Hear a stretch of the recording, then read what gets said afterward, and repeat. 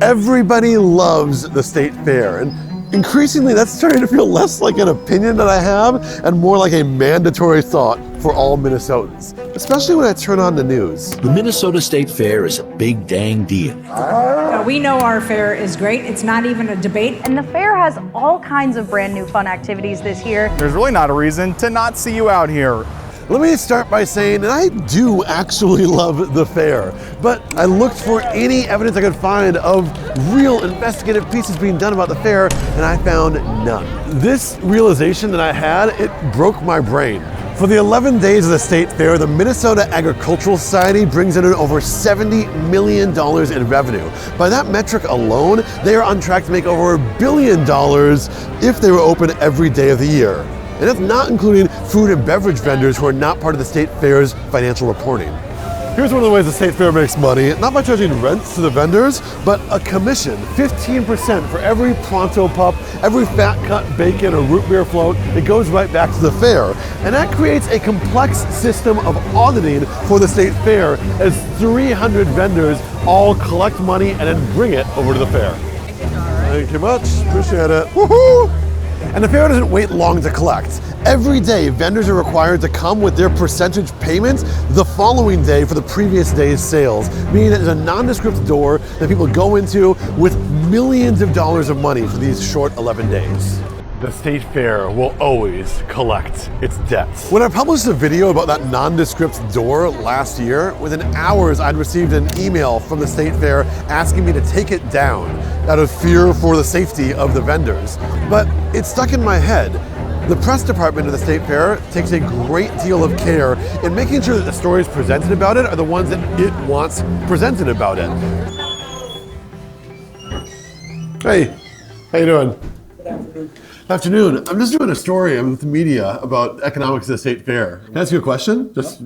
I'm curious about the cash counters there. How much of the cash is coming through here versus card? How do the vendors pay? Are they paying card or cash? Well, they can't do card. They either do cash or checks. Yeah, okay. And it's probably half and half or maybe 60% cash. Yeah, really. We bring in a lot of cash. Yeah. It's like oh, it's like a casino. It's like an old school casino in here with the money counters and stuff, isn't it? Yeah, appreciate it. All right, have a good one. Well, that was interesting. Could you hear what he said? 60% cash over here? Wow, that was great. That's a scoop. I was not expecting them to be so like, there's nice guys in there. But no, legitimately, you're in there, you're at the counter, and there are like 2 money counters right behind there. All right, well, definitely using that. Millions of dollars goes through this door.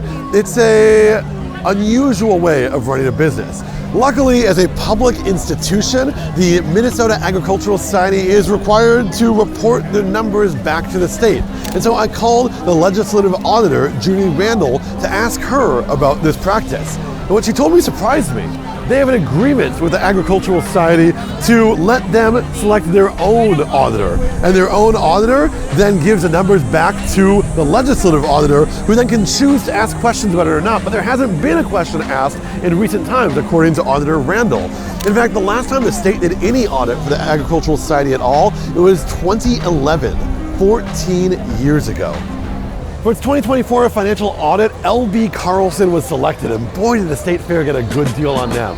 Over $70 million of revenue was traded, but only $70,000 was the cost of the audit. I looked at 3 other Minnesota nonprofits of comparable size, and they all paid more money relative to their revenue here at the state fair. Now, is it a smoking gun that the state fair got an incredible deal on their audit, hasn't been audited by the state in over 14 years, and has a deal where they get to pick their own auditor? Not necessarily, but I mean, it's fishy, right? Look, these are serious questions that require serious answers, and those questions shouldn't be asked by me, some TikToker. They should be asked by the media. Look at where I am right now. This is a weatherman station here for audience outreach by the CBS affiliate here in the Twin Cities, WCCO. Like all the local media, they have a booth here and they actually broadcast their things live. And it made me wonder, the financial relationship between the news media and the state fair, could that have a quid pro quo relationship with it? I wanted to understand it better, so I reached out to longtime news anchor Alex Kendall and asked her opinion. I think that is Minnesota pride, and as we know, it just came out as the #1 state fair in the country, and people, they want to put everything aside and they don't want to think about bad things at the state fair. Alex put in a quarter century of service here at the state fair for the news media, and she insisted to me that it wasn't just that her feelings of positivity were genuine, it was also what the audience for Fox 9 wanted to hear. It's just easier. It seems more natural to do the lighter stories. This is the place at the end of summer. It's like the beckoning of fall. They take the kids, before they go to school, back to school. And I think that is sort of a sacred thing. And I believe that's okay. I had a great conversation with Star Tribune reporter Chris Vendrasic, who worked the agriculture beat for years, and he talked about the feelings as a writer of both knowing you're kind of writing a puff piece, but also trying to write an iconic literary Norman Rockwell story. It invites this kind of whimsical E.B. White writing. You know what I mean? Like it invites this kind of, because it's fun, because we have a stoic society, because we don't celebrate ourselves, because we don't have walkable streets, but for 10 days we do, that the state fair invites us to be in celebration mode.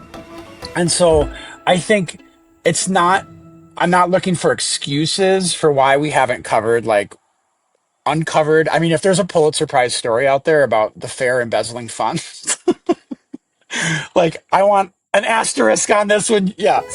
Ian Russell, the reporter for KARE 11, whose clip appeared at the start of this video, agreed. I'm Ian Russell, KARE 11 News. To me, I think the fair is such a unique and fun thing, and as someone who did not grow up with it, I almost wonder, for the folks who are born and raised in Minnesota, if there's almost like a thought of, what's the fair again, and I've seen this before, and things like that. But for someone who's never been here, I mean, it blows you out of the water. Fair coverage is fun. There are fun things to do at the fair that, frankly, we don't get to do a lot of the time during the rest of the year. And obviously, it's not to say that the things that are happening the rest of the year are not important. Obviously, they're important, and we cover them for our viewers. I just think there's something so unique and different about the fair time that everyone in the state seems to buy into it. Everyone in the state seems to say, hey, this is fun. And that's important because it shows us that boosterism is not a link to corruption. It's people genuinely being excited about this place.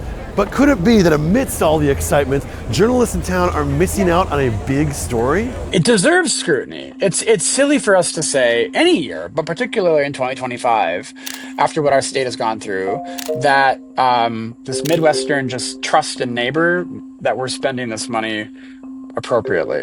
The fair is fertile ground for difficult questions. If a large volume of cash is being transacted, how can we be sure that that cash is making its way to the fair? How have the increased entry fees and food prices, which have outpaced inflation, been spent? Should we as a society be accepting of the closure of public roads and use of public facilities and buildings for the 12 days of the fair?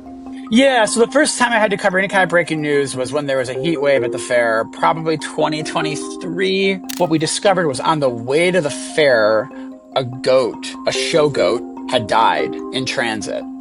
And it's the Great Minnesota Get-Together. It's once a year release, it's escapism, and then you have to bring in news to this. You feel a little bit like a buzzkill. You're sort of like, you know what I mean? Like you show up with your reporter's notebook and you're not on the same team as us. You're gonna tell some sad news out of this, and we want to give you Ferris wheels and cotton candy.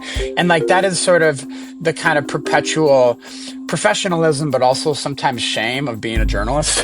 Just that you are a bit of an interloper, right? You're constantly an interloper. The state fair is serious business. By some estimates, each person spends $50 here on top of the $20 admission fee. Multiply that by the 2 million plus visitors every single year, and you will start to understand how this organization rivals a Fortune magazine company.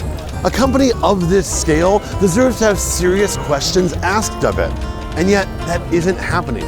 Is there a massive conspiracy of corruption happening at the state fair? Well, without governments or media at the helm, there's just simply no way to know. And I could hardly find I gotta start over, there's too much going on here. It wants to be presented. Oh, God. Sorry, I got my head. Let me try again, sorry, that's not right. I have to do it again. Look. I'm not lying. That came here.